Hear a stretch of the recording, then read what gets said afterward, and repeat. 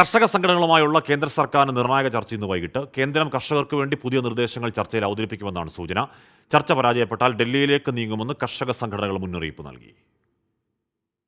വൈകിട്ട് 6 മണിക്ക് ചണ്ഡീഗഡിലെ പഞ്ചാബ് ഭവനിലാണ് കർഷകരുമായുള്ള 4ാം വട്ട ചർച്ച.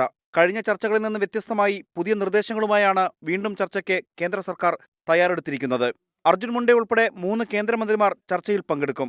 സമിതി രൂപീകരണത്തിൽ കർഷക സംഘടനകൾ നിലപാട് വ്യക്തമാക്കിയ സാഹചര്യത്തിൽ പ്രശ്നപരിഹാരത്തിനായി മറ്റു നിർദ്ദേശങ്ങൾ കേന്ദ്ര സർക്കാർ മുന്നോട്ട് വയ്ക്കും. നിർദ്ദേശങ്ങൾ സ്വീകാര്യമായാൽ മാത്രമേ കർഷകർ സമരം അവസാനിപ്പിക്കുകയുള്ളൂ. ഇന്നത്തെ ചർച്ചയിൽ ഏറെ അനുകൂലമായ തീരുമാനമുണ്ടാകുമെന്ന ഉറച്ച പ്രതീക്ഷയിലാണ് കർഷകർ. അതേസമയം പരാജയപ്പെട്ടാൽ പ്രതിഷേധം ശക്തിപ്പെടുത്തുമെന്ന് സംഘടനകൾ മുന്നറിയിപ്പ് നൽകിയിട്ടുണ്ട്. ഹരിയാനയിൽ നിന്ന് ട്രാക്ടറുകളുമായി കൂടുതൽ കർഷകർ ശംഭു അതിർത്തിയിൽ എത്തുന്നുണ്ട്. പോലീസ് സുരക്ഷാ നടപടികൾ കർശനമാക്കി. ഹരിയാനയിൽ കൂടുതൽ പോലീസിനെ വിന്യസിച്ചു.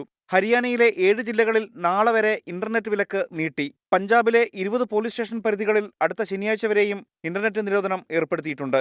24 ഡൽഹി.